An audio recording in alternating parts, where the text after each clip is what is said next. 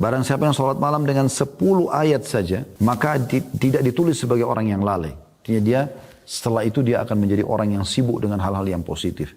Itu 10 ayat. Perlu Anda tahu ya, Al-Fatihah 4 ayat, Al-Ikhlas 4 ayat, berarti sudah 11 ayat. Itu contoh saja gitu. Dan barang siapa yang membaca dalam sholat malamnya 100 ayat, maka dicatat sebagai qanitin atau orang yang tunduk dan patuh kepada Allah. Dan barang siapa yang membaca 1000 ayat pada malam hari, maka dia akan dicatat sebagai muqantirin, dan maknanya adalah orang yang mendapatkan keuntungan yang melimpah berupa pahala yang banyak, 1000 ayat. Tentu ini kalau orang sudah terbiasa ya, tapi bagaimana Anda bisa lihat Allah Subhanahu wa taala menjanjikan ini kepada seseorang di antara kita hanya dengan membaca ayat di malam hari ya, agar setiap muslim dan muslimah menghidupkan malamnya dan fahami baik-baik kalau kemuliaan seorang mukmin ada di sholat malamnya.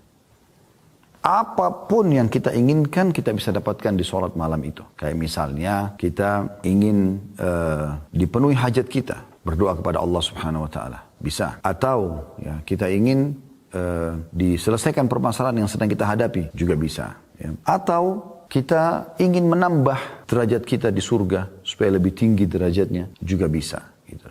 Ya. Jadi semua kita bisa dapatkan. Dan sangat dekat dengan keikhlasan. Karena di sholat malam tidak ada di keramaian orang. Kita sendirian. Kebanyakan orang kerjakan sendirian. Kalaupun dia kerjakan seperti di hadis motivasi antara suami istri, ini memang sudah saling tahu, sudah saling terbuka gitu. Maka ini juga hal yang luar biasa yang bisa membuat mereka berdua supaya saling ta'awun atau bekerjasama dalam kebaikan. Baik teman-teman sekalian, kita akan coba masuk lebih dalam tentang qiyamul lail atau tahajud. Ya. Pengertian tahajud sendiri yang sering disebutkan dengan sholat malam ya, atau qiyamul lail, itu menurut bahasa hajadar rajul, artinya seseorang tidur di malam hari. Adapun hajjada pakai tasydid, artinya ia sholat di malam hari. Hajjadar rajul kalau pakai tasydid, berarti dia sholat di malam hari. Makanya kita bilang tahajud, ada tasydidnya.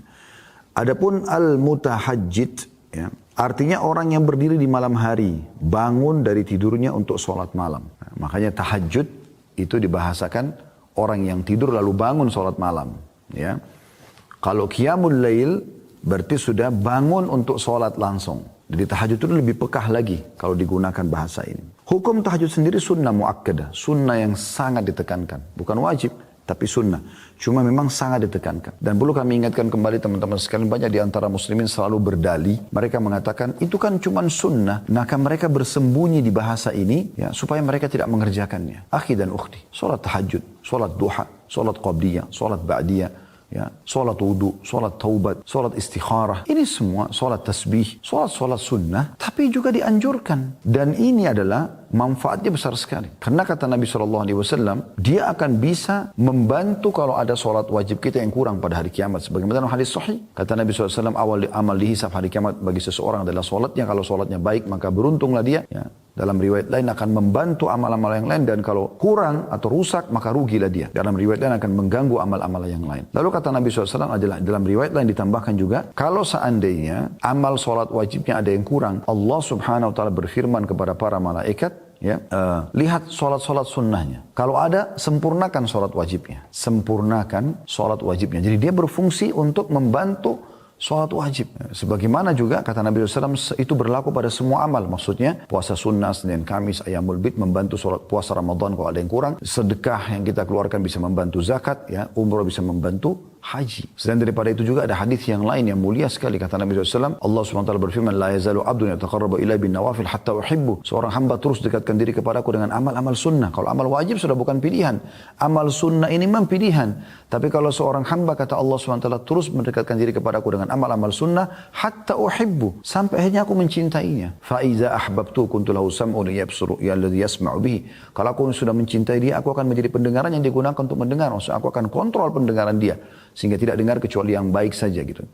Wa basaru alladhi yabsuru bihi, dan penglihatan yang digunakan untuk melihat, wa yaduhu alladhi yabtushu bihi, dan tangan yang digunakan untuk menjama, wa rijlu alladhi yamshi alaihi, dan kaki yang digunakan untuk melangkah. Jadi banyak sekali manfaatnya. Jangan karena sunnah ya, kemudian semua amal sunnah enggak usah. Lalu sampai kapan Anda tidak mau kerjakan yang sunnah? Pertanyaan sederhana, kenapa? Dan kenapa haramkan diri dari sunnah seperti ini? Salat ini ditetapkan berdasarkan Al-Quran dan sunnah ya.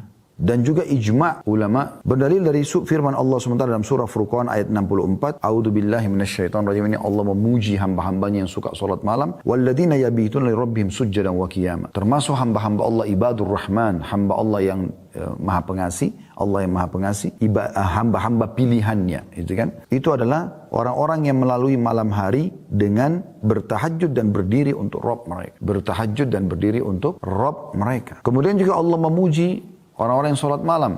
Anda dengarkan dalil-dalil yang sangat banyak. Surah Az-Zariyat, surah nomor 17 ayat 18. Ini masih dalam hukumnya ya, dalil tentang hukumnya. Az-Zariyat ayat 17 sampai 18. A'udzubillahi minasyaitonir rajim. Kanu qalila minal laili ma yahja'un wa bil ashari hum yastaghfirun. Dan hamba-hamba Allah itu, hamba-hamba pilihan Allah, mereka sedikit sekali tidur di waktu malam. Dan di akhir-akhir malam mereka memohon ampun atau memperbanyak istighfar kepada Allah. Menjelang subuh setelah sholat malam mereka sibuk dengan istighfar, mohon ampun kepada Allah. Di sini Allah memuji. Jadi tidur lebih cepat di malam hari supaya Anda bangun sholat malam. Kalaupun Anda begadang jangan keluput dengan sholat malam Anda. Kemudian juga Allah SWT menerangkan orang-orang yang sempurna keimanannya justru orang yang selalu mendirikan sholat malam. Allah sebutkan dalam surah Sajdah ayat 16 sampai ayat 17. Coba dibuka As-Sajdah ayat 16 sampai 17. A'udzubillahi minasyaitonir rajim. Tatajafa junubum 'anil madaji'i yad'una rabbahum khaufan wa tama'an wa mimma razaqnahum yunfikun. Fala ta'lamu nafsum ma ukhfiya lahum min qurrati a'yunin jazaa'an bima kanu ya'malun. Lambung mereka jauh dari tempat tidurnya, sedangkan mereka berdoa kepada Rabbnya dengan rasa takut dan harap. Dan mereka menafkahkan sebagian rezeki yang kami berikan kepada mereka. Seorang pun tidak mengetahui apa yang disembunyikan untuk mereka, yaitu bermacam-macam nikmat yang menyedapkan pandangan mata sebagai balasan bagi mereka atas apa yang telah mereka kerjakan. Perhatikan, saya ulangi di sini, Allah memuji mengatakan lambung mereka, berarti sisi tubuh mereka jauh dari tempat tidur mereka, maksudnya di malam hari. Sedang mereka sibuk berdoa kepada Rabb mereka dengan rasa takut jangan sampai masuk neraka, takut jangan sampai amalnya nggak diterima, dan berharap agar amalnya diterima dan berharap masuk ke dalam surga. Berada di antara dua hal itu, sibuk terus. Dan mereka menafkahkan sebagian rezeki yang telah kami berikan kepada mereka. Setelah sholat malam, besoknya sibuk dengan sedekah. Apalagi zaman sekarang bisa dengan transfer online, sangat mudah. Maka dengan itu semua, sholat malam dan sedekah ini, Allah menyiapkan hal-hal yang menyedapkan mata mereka, yang Allah sembunyikan. Ya, dan itu sebagai balasan terhadap apa yang telah mereka kerjakan. Nah, kita lihat di sini bagaimana dalilnya banyak sekali. Ya, Allah Subhanahu Wa Taala juga memerintahkan Nabi Muhammad Sallallahu Alaihi Wasallam untuk salat malam. Bisa dilihat dalam surah Al-Muzammil ayat 1 sampai ayat 4. A'udzubillahi minasyaitonir rajim. Kita lihat banyak sekali ayat demi ayat peringatan Allah Subhanahu Wa Taala tentang masalah anjuran untuk salat malam. Kita baru bicara tentang hukumnya ya. Sunnah muakkadah, ini semua dalilnya. Allah SWT berfirman Al-Muzammil ayat 1 sampai ayat 4. A'udzubillahi minasyaitonir rajim. Ya ayyuhal muzammil qumil laila illa qalila nisfahu aw inqus minhu qalila aw zid alaihi warattilil qur'ana tartila. Hai orang yang berselimut, maksudnya hai Muhammad. Karena Nabi SAW itu lagi berselimut lalu Allah perintahkan untuk bangun salat malam. Bangunlah untuk mendirikan salat di malam hari kecuali sedikit daripadanya, yaitu seperduanya atau kurangilah dari seperdua itu sedikit atau lebih ya, dari seperdua itu, dan bacalah Al-Quran dengan perlahan-lahan. Jadi Allah perintahkan Nabi SAW untuk salat. Subhanallah, ini kebiasaan Nabi SAW yang tidak pernah beliau tinggalkan. Sampai Aisyah Ummul Mukminin mengatakan Nabi SAW tidak pernah meninggalkan salat malam, baik dalam keadaan musafir atau mukim. Dan kalaupun beliau sangat letih, maka beliau tetap kerjakan sholat malam walaupun harus duduk. Itu saking luar biasanya beliau menjaga sholat malam ini. Ya. Kemudian wa afdalus sholati ba'dal faridah sholatul lail. Dan sholat yang paling afdal setelah sholat 5 waktu adalah sholat tahajud. Ini luar biasa ini. Jadi ini semua teman-teman dalil-dalil menunjukkan tentang masalah adanya anjuran sholat malam di dalam Al-Quran dan hadis Nabi SAW. Sekarang kita coba masuk lebih dalam membahas tentang keutamaannya. Apa yang memotivator kita untuk mau mengerjakan sholat malam? Maka bahasa kami tentunya adalah fadilah. Fadilah daripada amal tersebut. Ya. Fadilah akan kita kerjakan. Ya. Apa fadilah yang dijanjikan. Keutamaan dijanjikan oleh Allah Subhanahu Wa Taala. Ya kan kita kalau ditanya apakah anda ingin rajin beribadah, anda ingin menjadi orang soleh bagi laki-laki dan soleh bagi perempuan, saya yakin anda jawabannya iya. Karena anda tahu kalau anda menjadi orang yang soleh atau orang yang patuh kepada Allah, anda akan mendapatkan banyak sekali keutamaan. Karena anda akan kerjakan perintah dan meninggalkan larangan. Di dunia dijanjikan rezeki dan kebahagiaan, dan di akhirat dijanjikan masuk ke dalam surga. Tentu semua orang mau. Kami mengatakan teman-teman sekalian, kalau Anda ingin rajin mengerjakan sebuah ibadah, ini sudah sering kami sampaikan tapi kami ingatkan kembali. Bagaimana caranya? Coba baca dan cari tahu janji Allah di ibadah itu. Ingin rajin sholat malam seperti akan kita sebutkan sebentar lagi keutamaan sholat malam. Walaupun tadi ayat-ayat yang kita bacakan sudah cukup besar motivasinya untuk kita kerjakan sholat malam. Tapi nanti kita akan coba susunkan poin-poin khusus. Anda akan dapat satu, Anda harus mau sholat malam itu karena ini, karena ini, karena ini, karena ini. Jadi kita akan sebutkan. Kemudian juga Anda ingin rajin puasa, baca keutamaan puasa. Sedekah, baca keutamaan sedekah. Apa saja bakti sama orang tua, umroh dan haji, dan semuanya ibadah. Anda baca janji Allah. Ketik di Google, tinggal ketik di Google. Ya. Keutamaan sedekah, keutamaan sholat malam. Dan buku-buku banyak yang terbit juga menyebutkan tentang keutamaan dan tidak asing dari zaman dulu sampai sekarang terus saja banyak di antara muslim menyusun buku tentang hadith-hadith dan dalil-dalil atau ayat Al-Quran dan hadith Nabi SAW yang berisikan motivasi untuk mengerjakan amal soleh. Demikian pula kalau Anda ingin meninggalkan satu perbuatan dosa, maka Anda tinggal mencari tahu tentang ancamannya Allah. Ya, ancaman Allah. Jadi kalau orang berbohong, orang menipu, orang berzina, dia ancam apa sama Allah? Nanti Anda akan tinggalkan itu.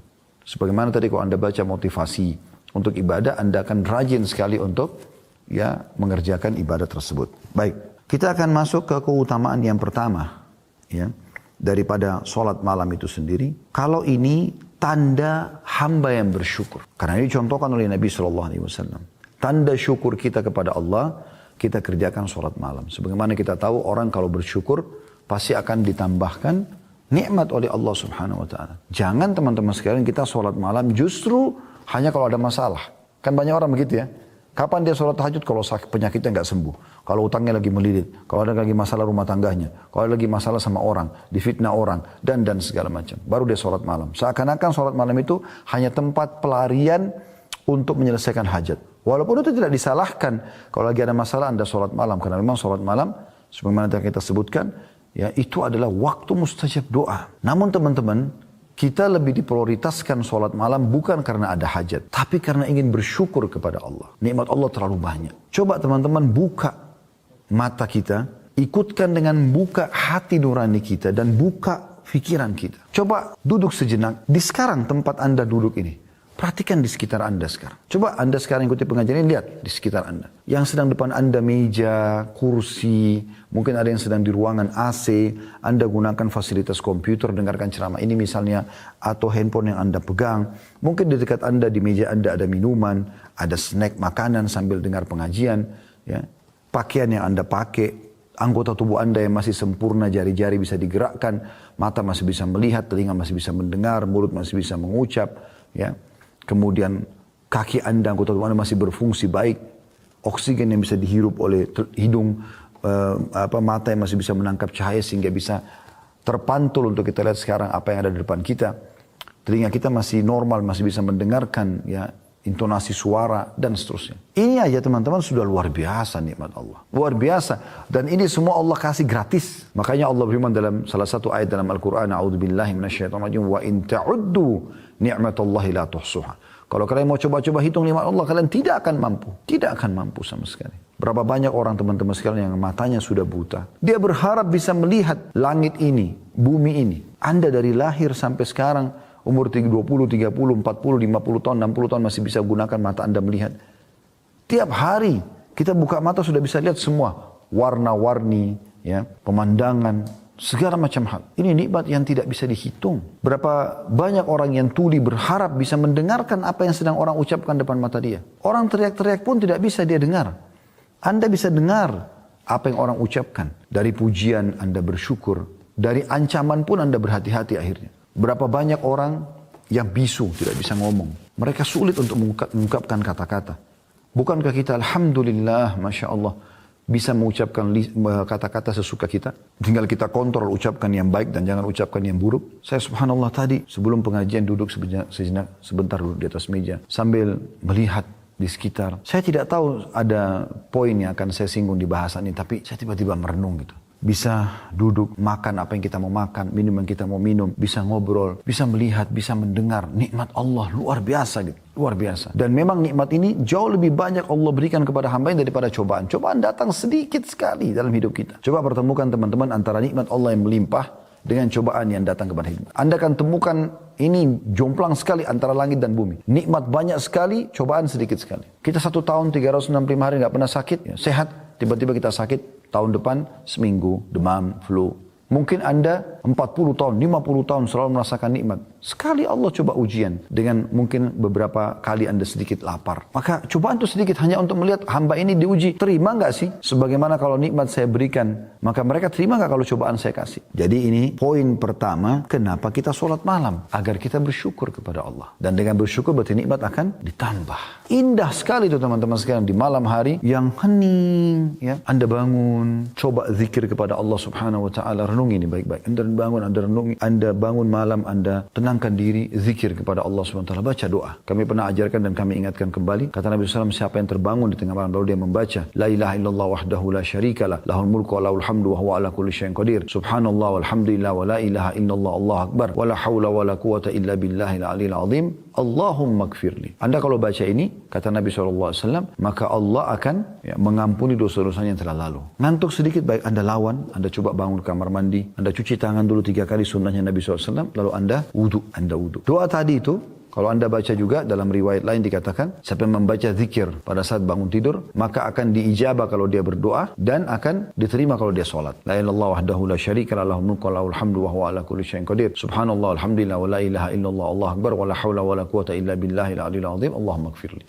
Jadi kalau Anda baca itu, Anda kalau berdoa diterima doanya. Kalau sholat diterima sholatnya. Dan dosanya diampuni yang lalu. Coba Anda bayangkan bagaimana. Wudu dengan tenang, ikhlaskan niat kepada Allah, tebahkan sejadah Anda, pakai mukena Anda kalau Anda wanita. Lalu Anda pakai baju yang terbaik, semprotkan minyak wangi antara Anda dengan Tuhan Anda, di tubuh, di pakaian Anda, di sejadah Anda. Kemudian niatkan ikhlas kepada Allah SWT. Bisa minum air dulu 1 gelas. Minta, ya Allah ikhlaskan niatku, aku ingin sholat untukmu. Lalu Anda sholat. Coba lakukan sholat terindah yang pernah Anda lakukan. Semua penuh dengan tumaknina, ketenangan. Allahu Akbar. Baca iftitah dengan tenang. Atur nafas Anda. Wajjahtu wajhiya lilladzi fataras samawati wal arda hanifan muslima wa ma ana minal musyrikin. Aku mengarahkan wajahku kepada pencipta langit dan bumi ini. Dan aku berpegang pada agama Islam yang lurus ini. Menyerahkan diri kepadanya. Dan aku bukan termasuk orang musyrik. Inna salati wa nusuki wa mahyaya wa mamati lillahi rabbil alamin. Sesungguhnya ibadah-ibadahku, kehidupanku, sembelihanku untuk Allah Tuhan alam semesta. La syarika lahu wa bidzalika umirtu wa ana minal muslimin. Tidak ada sekutu bersamanya. Dan begitulah aku diperintahkan dan aku termasuk orang yang menyerahkan diri. A'udzu billahi minasyaitonir rajim. Bismillahirrahmanirrahim. Aku berlindung kepada Allah dari syaitan yang terajam atau terkutuk,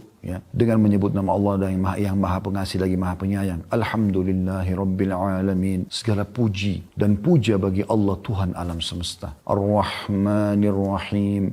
Zat yang maha pengasih lagi maha penyayang. Maliki yaumiddin. Raja, penguasa hari kebangkitan atau hari pembalasan. Iyyaka na'budu wa iyyaka nasta'in. Hanya kepadamu kami menyembah. Hanya kepadamu kami meminta pertolongan. Renungi itu. Kita sedang bicara dengan Tuhan kita Allah. Ihdinas siratal mustaqim. Tunjukkanlah kami jalan yang lurus. Siratal ladzina an'amta 'alaihim. Jalan orang-orang yang telah Engkau berikan nikmat pada mereka. Para nabi-nabi dan orang-orang saleh. Ghairil maghdubi 'alaihim waladdallin. Bukan orang yang kau murkahi dan bukan juga orang yang sesat. Kata Ibnu Abbas, bukan Yahudi, bukan Nasrani. Lalu Anda bilang, amin. Pilih surah yang paling mudah buat Anda dulu. Al-Ikhlas misalnya. Bismillahirrahmanirrahim. Dengan menyebut nama Allah yang maha pengasih lagi maha penyayang. Qul huwallahu ahad. Katakanlah Allah itu Esa. Allahus samad. Allah yang bergantung segala sesuatu padanya. Lam yalid wa lam yulad. Tidak beranak dan tidak diperanakkan. Wa lam yakul lahu kufuwan ahad. Dan dia juga tidak membutuhkan pada siapapun. Tenangkan diri dulu. Allahu Akbar. Ruku. Sudah tenang? Subhana rabbiyal azim. Maha suci Tuhanku yang maha agung. Subhana rabbiyal azim. Maha suci Tuhanku yang maha agung. Tidak usah dibaca bahasa Indonesianya, tapi renungi maknanya di sini. Subhana rabbiyal azim. Maha suci Tuhanku yang maha agung. Itu aja dulu, 3 kali. Nanti bertahap Anda bisa naikkan. Masih banyak zikir ruku. Ada subhana rabbiyal azim wa bihamdi. Ada subuhun kuddusun rabbul malaikati war ruh. Ada subhana dzil jabaruti wal malakuti wal kibriyai wal azamah. Ada subhanakallahumma wa bihamdika Allahumma ighfirli. Ada Allahumma laka raka'tu wa bika amantu wa laka aslamtu. Raka'a sam'i wa basari wa lahmi wa dami wa idhmi wa istaqalla bihi qadami. Anda pilih satu saja, subhana rabbil azim dari 3 kali. Sami Allahu liman hamidah, dengan pelan-pelan, tenang. Allah telah mendengar siapa yang memujinya. Lalu kita baca Rabbana walakal hamd. Wahai Tuhan kami segala puji bagimu. Mil'us samawati wa mil'ul ard. Puji-pujian itu memenuhi langit dan bumi. Wa mil'u ma syi'ta min syai'in ba'd. Dan sepenuh yang engkau inginkan. Jadi kita memuji Allah luar biasa. Di antara riwayat lain juga kita disunnahkan membaca hamdan kathiran tayyiban mubarakan fi. Puji-pujian yang banyak, yang penuh dengan berkah. Ya, puji-pujian yang banyak, yang baik dan penuh dengan berkah. Pernah ada sahabat baca ini pada saat Nabi SAW mengatakan Sami Allahu liman hamida. Maka sahabat ini mengatakan hamdan kathiran tayyiban mubarakan fi. Setelah salam kata Nabi SAW, siapa tadi yang mengucapkan itu? Nabi kagum. Kata orang itu, saya Rasulullah. Kata Nabi SAW, tadi aku diperlihatkan oleh Allah Subhanahu Wa Taala beberapa malaikat yang berlumba-lumba mencatat apa yang kau ucapkan itu. Dan masih ada tentu zikir-zikir yang lain ya. Yang kita dianjurkan baca, Allahumma la manna lima a'taita wa la mu'ti lima mana'ta wa la yanfa'u dzal jaddu minkal jadd. Ini juga dianjurkan untuk dibaca. Kita juga dianjurkan baca di Rabbil Hamd, di Rabbil Hamd. Ya, ini juga dianjurkan. Tapi Anda pilih satu saja. Rabbana walakal hamd cukup. Kalau Anda mau baca tambah mil'us samawati wa mil'ul ardi mil'u ma syi'ta min syai'in ba'd juga boleh. Setelah selesai sujud. Allahu akbar. Setelah tenang dulu. Jangan belum selesai sujud sudah subhana rabbil a'la, subhana rabbil a'la. Enggak ada kehusyuan. Gerakan dulu, selesai sampai sujud dengan tenang, baru subhana rabbiyal a'la, maha suci Tuhanku yang maha tinggi. Subhana rabbiyal a'la, maha suci Tuhanku yang maha tinggi. Ada di antara doa sujud ini teman-teman penting sekali. Allahumma ighfir li ma qaddamtu wa ma akhartu. Ya Allah ampunilah aku dosa-dosaku yang lalu dan yang akan datang. Wa ma akhartu wa ma asrartu.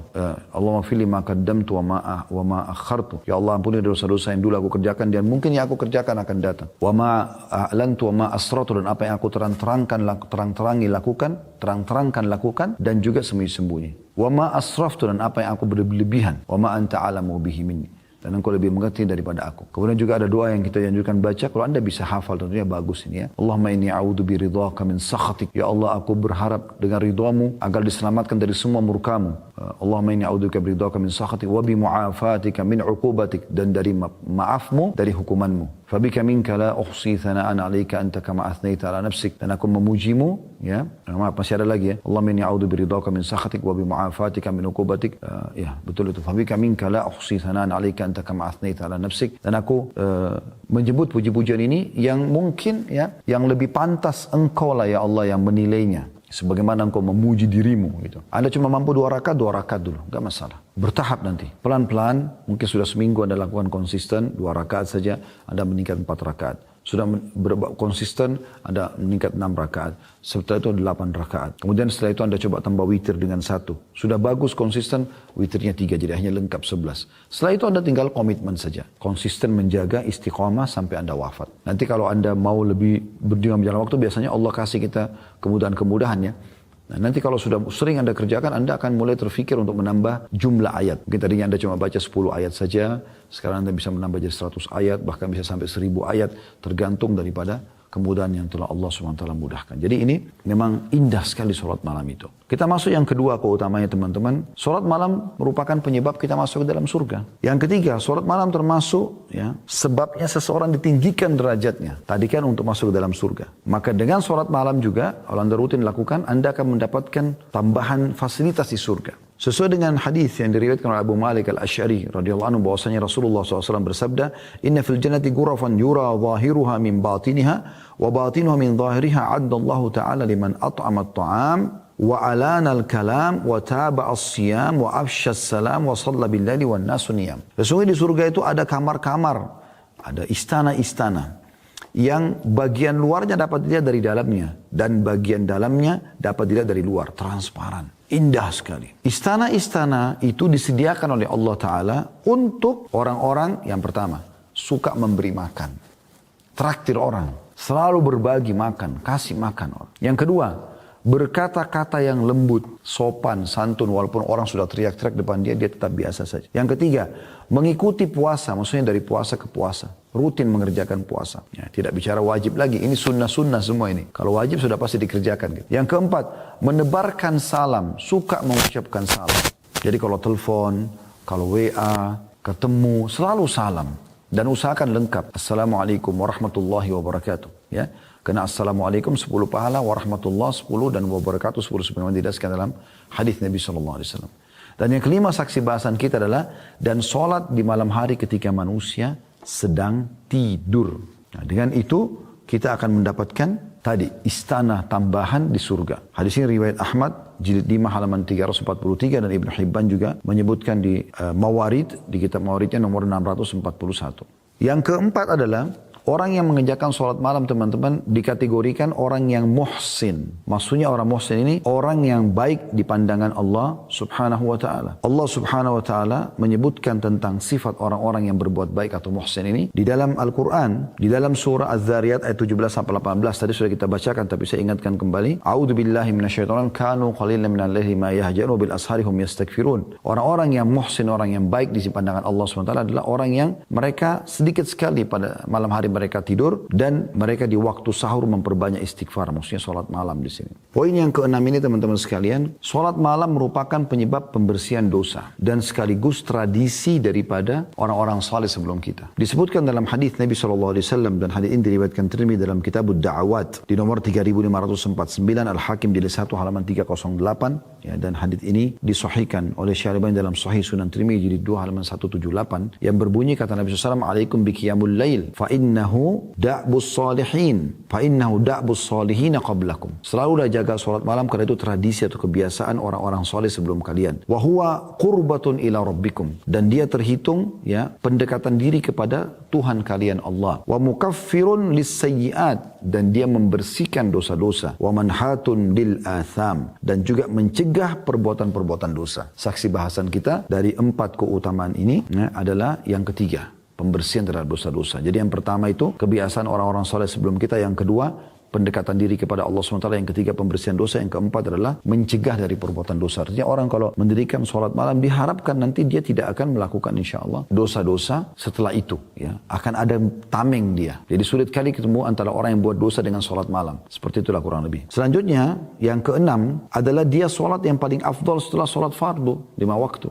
Yang ketujuh, ya, dia dihitung sebagai kemuliaan seorang mukmin. Ini sudah kita singgung di mukaddimah tadi. Tapi ini keutamaan juga tersendiri. Tadi kita baca cuma bagian akhir hadis. Hadis lengkapnya begini. Kata Nabi SAW, atau Jibril berkata kepada Nabi SAW pada saat bertemu, "Ya Muhammad, ish ma syi'ta fa innaka mayyitun." Hai Muhammad, hiduplah sesukamu, toh juga kau akan mati. Wa ahbib man syi'ta fa innaka mufariku. Cintai siapapun yang kau inginkan, tapi pasti kau akan berpisah dengan dia. Wa amal ma syi'ta fa innaka majziyun bihi. Berbuat sesukamu, toh juga kau akan dibalas dengan perbuatanmu. Kalau baik kau akan dapat balasan, kalau buruk kau akan dihukum. Thumma qala ya Muhammad syaraful mu'mini qiyamul lail. Lalu Jibril mengatakan, wahai Muhammad, ketahuilah kemuliaan semuanya berkumpul bagi seorang mukmin justru di salat malamnya. Wa izzuhu istighna'u 'anil nas. Dan ya, kehormatannya justru ada pada saat dia tidak bergantung pada orang lain. Hadis ini hadis sahih diriwayatkan oleh Al-Hakim di jilid 6 ya, halaman 325.